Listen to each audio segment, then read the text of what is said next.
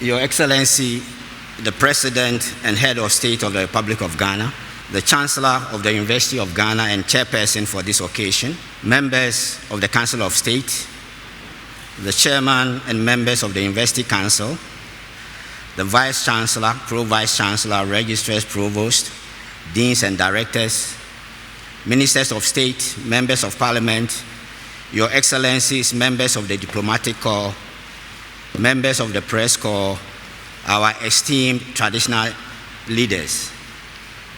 I'm tempted to say fellow Ghanaians. But I will resist the temptation. Not long ago, it was my brothers and sisters. Some time ago, it was fellow countrymen and comrades. Distinguished ladies and gentlemen, we've come a long way. I'm grateful to the organizers of this year's New Year's School and Conference for inviting me to share a few observations at this ceremony. I am truly humbled, but I must confess, when I was first contacted, I had some reservations. I had reservations because prior to taking on my current assignment, I had pleaded with the President and had kindly agreed that I will not be involved in what I call the 3 Ps. The first P is that I will not be involved in procurement. 2, I will not be involved in partisan political party activities. And 3, I will not be involved in public commentary or debate on our COVID response. So you can imagine and appreciate that while the invitation was a privilege, it was also a source of discomfort. To make me change my mind, or to use current political language, to make me flip, or is it flop? The organizers adopted 2 strategies. 1, they used my friends and my family and friends. And 2, they offered that I consider my speech more as a sermon than as a lecture. The difference between a lecture and a sermon is that with a lecture, you may be subjected to questions after delivery. But with a sermon, you can pontificate, you can preach, you can make predictions, you can make prophecies. But once you say amen, it is finished.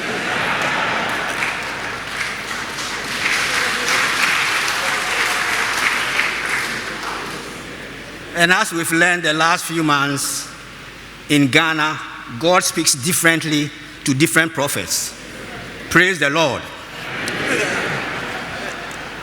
Let me start by advertising my understanding of the subject of my speech: building Ghana in the face of global health crisis. In other words, how do we ensure that we continue to develop and prosper, even in the face of global health crisis? How do we ensure that global health crises do not derail our development agenda? What lessons from our recent experiences and experience from other countries can help us in this effort? This is what my sermon is supposed to cover. Talking about sermons, many years ago, when I was a kid, our local priest always ended his sermons with, "Those who have ears, let them hear." As a kid, this was very confusing because everybody I knew had ears. It was much, much later that I understood the import of his message. Those who have ears, let them hear. I wish to make 5 points. My first point is that we live in an era of global health crisis. We are going to experience more and more global health crises. The COVID-19 crisis will not be the last. This is my first prophecy. My second point will be that what we normally refer to as global health crises are really more than health crises. Yes, they start as health crises, but gradually they cascade into other crises superimposed on each other. They are really a mosaic of crises. And that leads me to the third point. Because one is not dealing with just a single crisis, it requires a very complex, sophisticated, all-society approach. It's a very complicated dance. My fourth point will be, pardon me for my counting. I'm a typical Ghanaian, I don't know how to count. My fourth point will be the key to ensuring we continue to grow as a people in the face of global crisis is preparedness, preparedness, preparedness. My last point will be every crisis is also an opportunity. It is therefore important that we do not waste any crisis. We must put every crisis to good use. Madam Chairperson, allow me to briefly expand on these 5 points. New infectious diseases are appearing or emerging at a rate we've not seen before. The last 40 years, we've seen 40 new infectious diseases, so an average of 1 per year. It used to be 1 new disease every 8 to 10 years. Analysis of this new infection point to what is usually referred to as the 75-75-75 rule. 75% of all infections are transmitted from animals. In other words, they are animals, agents of infection, that jump to now infect human beings and develop the ability to also move from humans to humans. 75% are from animals. 75% are from wildlife. And 75% of these animals are monkeys, bats, and rodents. So in simple terms, we are seeing all these new infections because we as human beings are encroaching and invading the habitats of wildlife as a result of mining, deforestation, road construction, hunting, and the increased trade in wildlife. Bats who used to live in caves now roam in cities. The climate change is also adversely affecting habitats of animals and their biodiversity. The 25% of infections that's not from wildlife is from livestock. Increased population demand for proteins. In a typical Chinese meal, you are eating chicken, duck, beef, pork. The increase in nutritional support has led to an unprecedented, that's another Ghanaian word, unprecedented increase in livestock production. Agriculture and livestock production practices have therefore been adopted to facilitate increased yield, but unconsciously they also facilitate the emergence of new diseases. As a result of congestion, farming of different species of animals together, transporting and marketing animals under stressful conditions. Of course, there are also some of these new infections that are not really new. They are already infections of human beings that have become different as a result of inappropriate use of antibiotics and as a result of mutation in the infectious agent,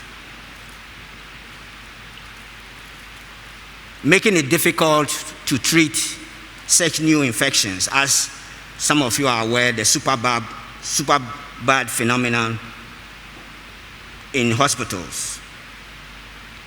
Again, there are many laboratories that are working with infectious agents, so one cannot rule out biological engineering with either accidental or intentional release, as was the case with the anthrax attacks in the United States in 2001. The spread of infections from human to humans has been facilitated by the rapid unplanned urbanization that leaves people crowded in slums, in shanty towns that are poorly served with water, sanitation, and waste disposal. And of course, it's also been facilitated by the increase in travel and international trade. Mass gatherings now are very common.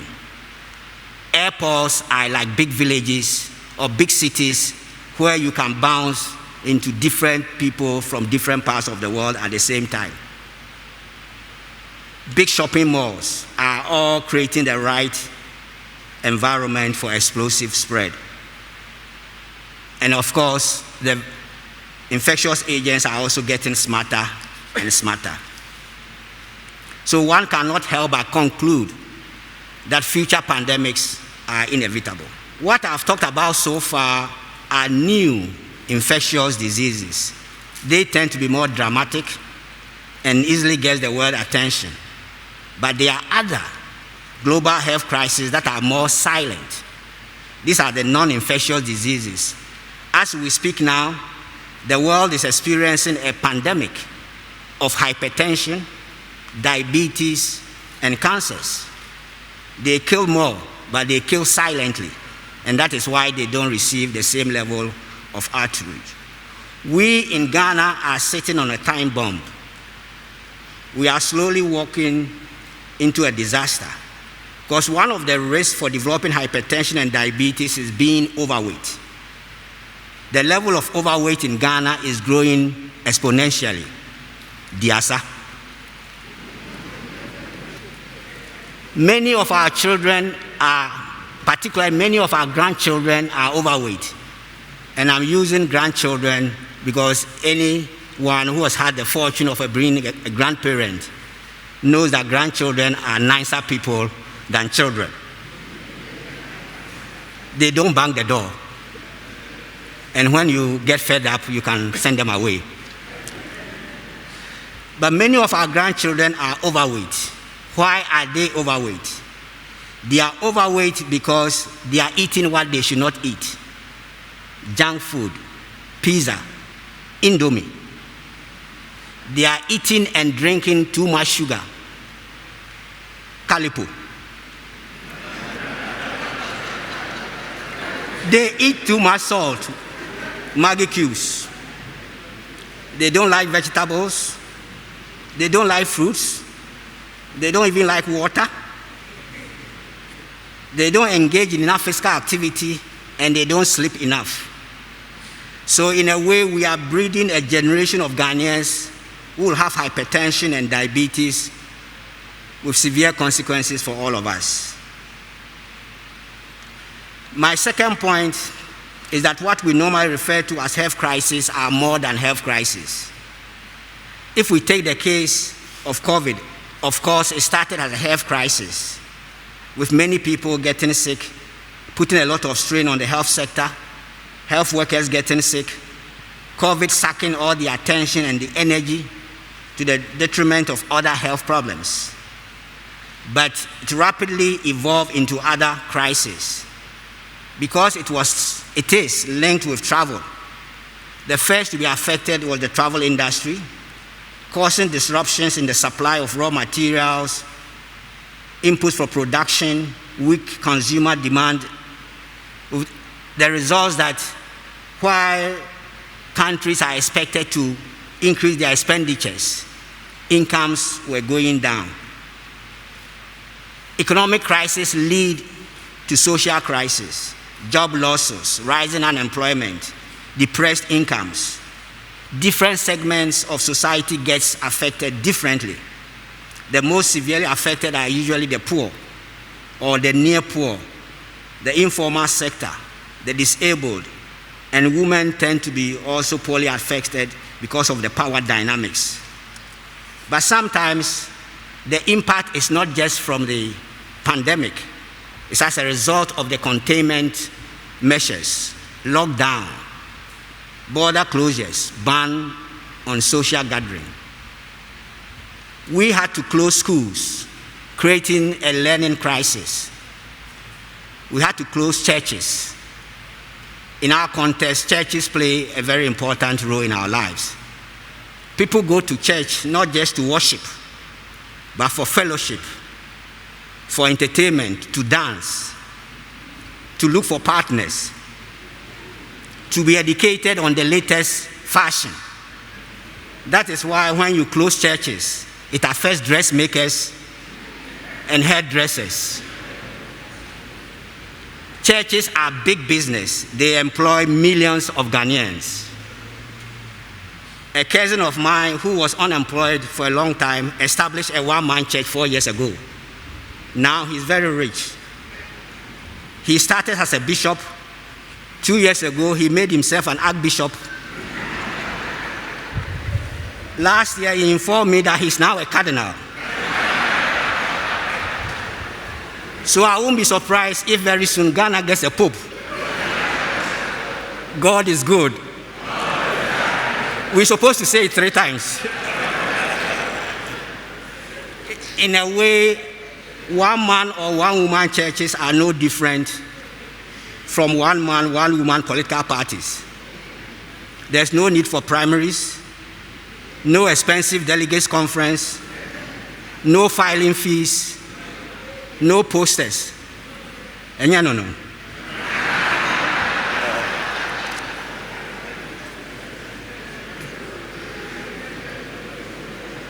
Funerals. We had to ban funerals on paper.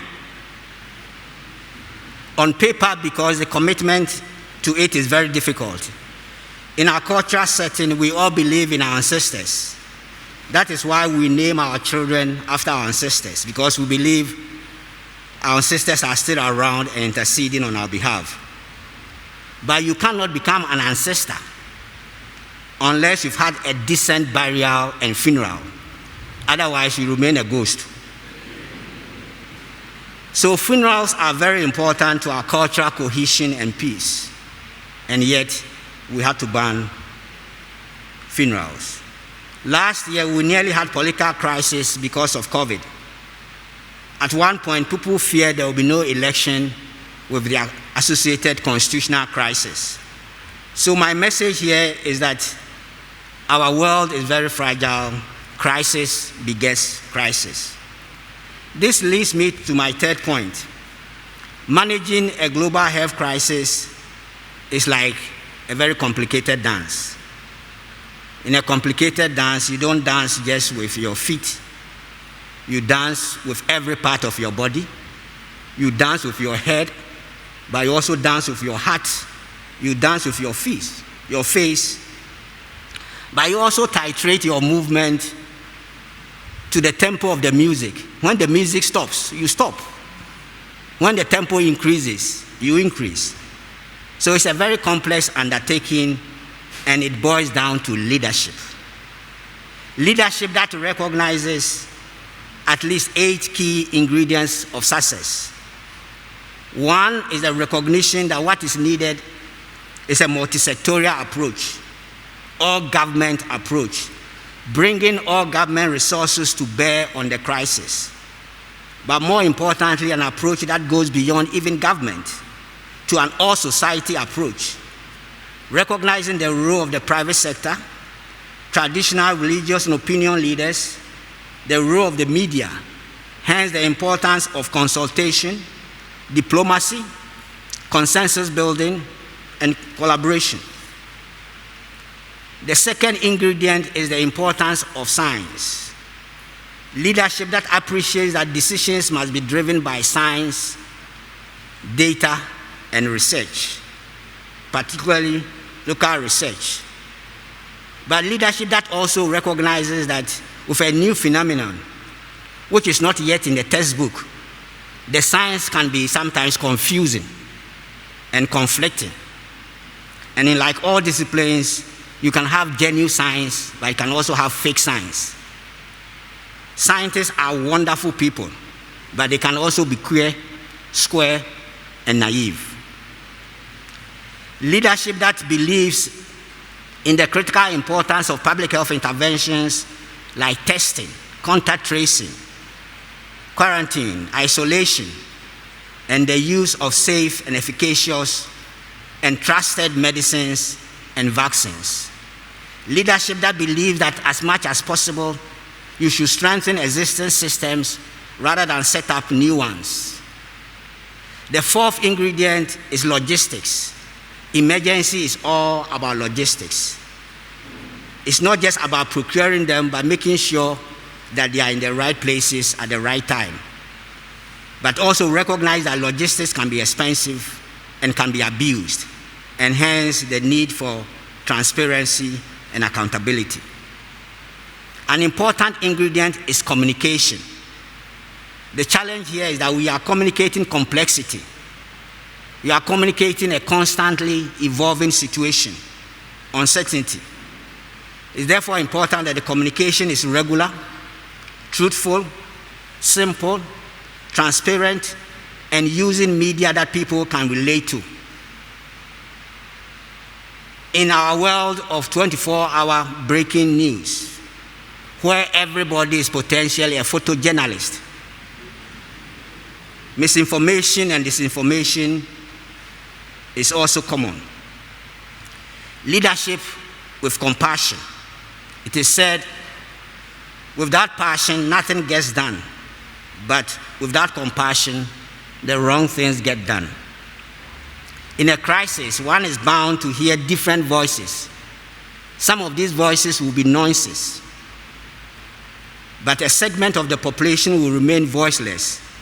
Leadership that constantly seeks the most marginalized and most vulnerable and amplify their voices. To upholding human rights in times of crisis, civil liberties and freedom of expression and a free press are most important. So is the rule of law. But leadership that also has the ability to monitor, to evaluate and change course appropriately, ability to accept and deal with criticism, and the humility to admit mistakes and not to demonize people for opposing views. It is said, it's in crisis that you see leadership at work. Good leadership provides direction, offers transparent framework for making decisions, makes sense of what is happening, understand how people feel, protect the poor, and persuades the collective to take collective action. This brings me to my fourth point, the crucial rule of preparedness. The importance of preparedness is not controversial, because the philosophy here is that you can only reap what you've sown. But preparedness is not always sexy, and there's always the risk of preparing for the last war instead of preparing for the next war. In the last 20 years, the world has invested heavily in preparing for terrorist attacks, but relatively little in preparing for an attack of a virus. No wonder when COVID-19 arrived, no country was fully prepared. Fortunately, no country was fully unprepared, which shows that preparedness is a process and there's always room for improvement. Broadly, what countries need to do to prepare is well known. The challenge is commitment. I'm therefore very pleased that the discussions this afternoon and the whole of tomorrow will focus on preparedness. So instead of going through boring you for a long list, let me just briefly highlight a few areas where we've been most exposed and where some urgent preparedness action is required. One is the capacity to detect unusual events in real time. The second is the laboratory capacity. Not only access to laboratory, but the quality of lab work.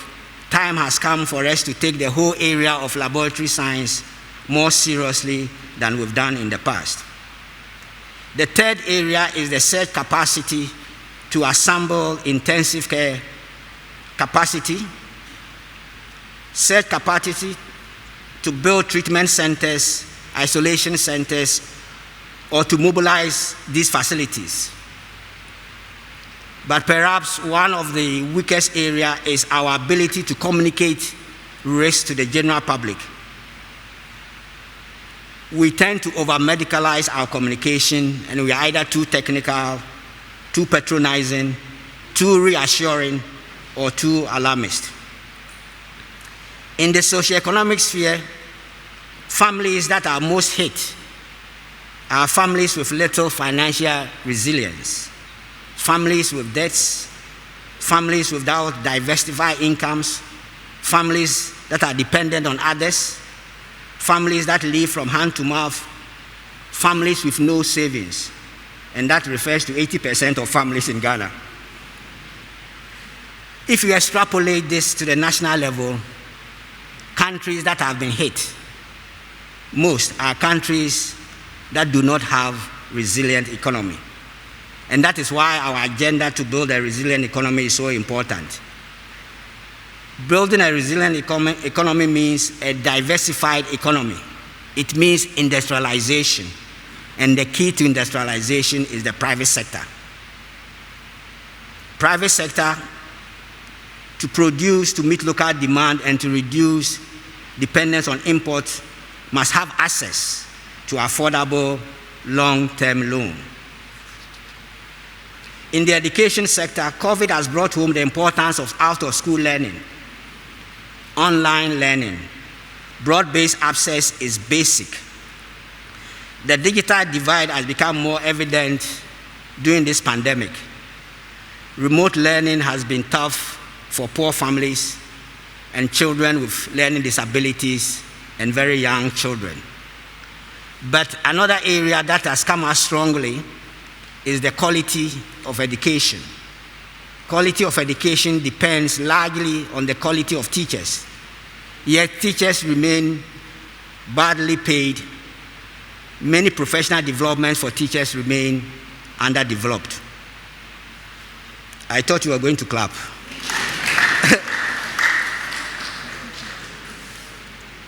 With respect to food security, there are 4 areas that are critical. One is the effectiveness of our production system. This appears to be an area where investment in recent years has paid off. But now we need to do more work on the food supply chain. The food supply chain provides a lot of jobs for transport services. The role of women traders, either at the farm gate or as retailers, is crucial. Prolonged closure of markets, restaurants, hotels destroy food supply chains. For animal farmers, festive seasons are moments of peak sales. If Christmas, Easter, Ramadan continue to be celebrated quietly, this will adversely affect animal farming. To reduce food waste, a healthy investment in food processing is urgently needed. But more importantly is our food commodity preferences. Our taste for foreign food is undermining our food security. We must eat what we grow. My last point is to do with crisis as an opportunity. An opportunity to learn, opportunity to confirm what we know, but also opportunity to challenge the status quo, to think outside the box, and to discover ourselves as a people. One of the lessons of COVID taught us is how interlinked and interconnected our world is. We live in a global village. What started in Wuhan, China, did not stay in Wuhan, because the virus does not respect geographical or political borders, and the virus does not need a passport or a visa to travel. One will expect that the world response will have been global cooperation and solidarity. But the response so far has been national. Countries closing their borders, hoarding medical supplies, buying vaccines in advance, sometimes even buying more than what they need. What this tells us is national self-interest and internationalism are 2 sides of the same coin. Being selfless and being selfish are the 2 sides of the coin. That's why the Bible says, love thy neighbor as thyself.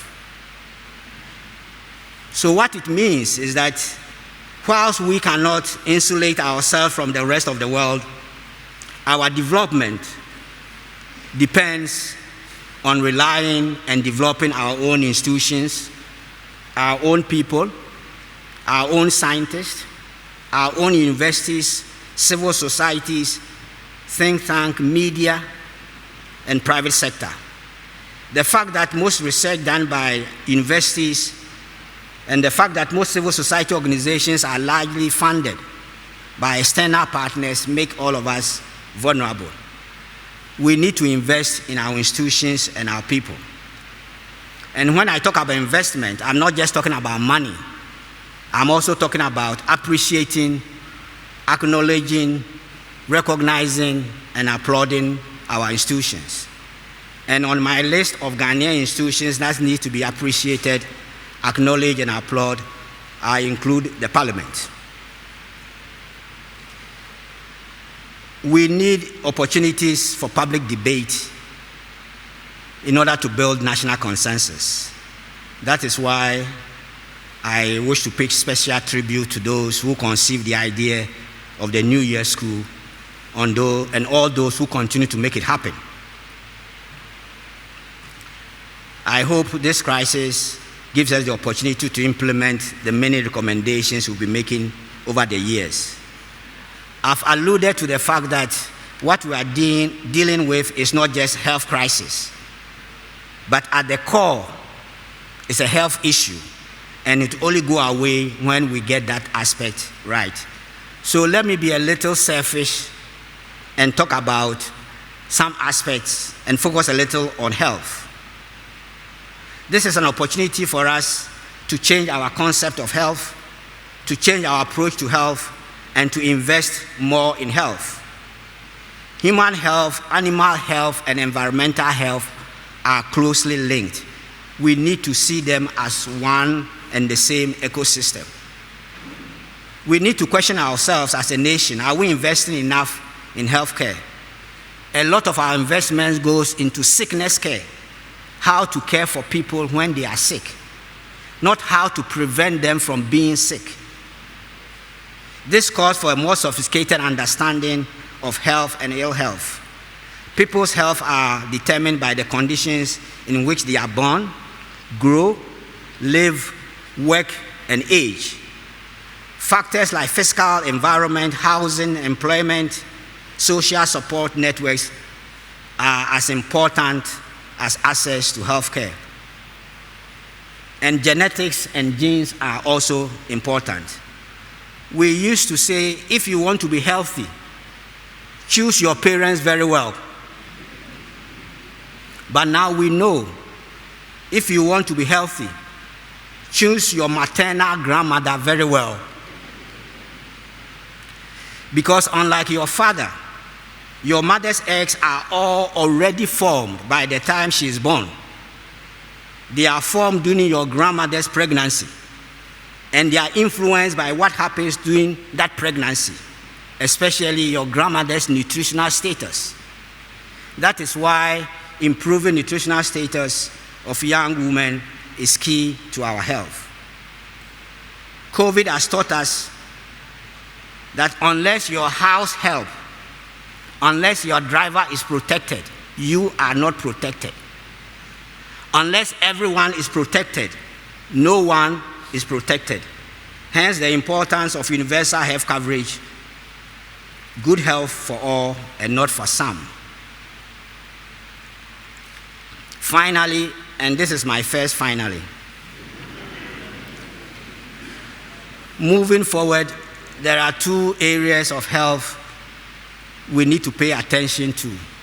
One is a bit controversial: spiritual health.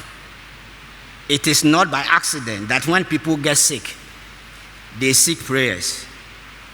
Our people strongly believe that ill health is caused by witches and evil spirits. They cannot be completely wrong. But this also talks to the need for health literacy. And I want to make a special plea for us helping and empowering our media with health literacy. If they're supposed to educate us, they themselves need to be empowered and supported. Otherwise, we should not blame them when they focus on controversies and officialdom bashing. my final plea is to do with mental health. Life is becoming more and more stressful for many people. Depression is very, very common, especially among young people. Many of us today are addicted to our mobile phones. That is an addiction. When people are away from their mobile phones, they start developing withdrawal symptoms. We will pay a price for this addiction unless we act now. As we speak, there is a pandemic of noise-related hearing loss in children. So we'll get to a stage where our children will have ears but cannot hear. It is my prayer that this year's annual conference will be one of the most successful in recent times. May the Almighty continue to shine His face on us. Assalamu alaikum.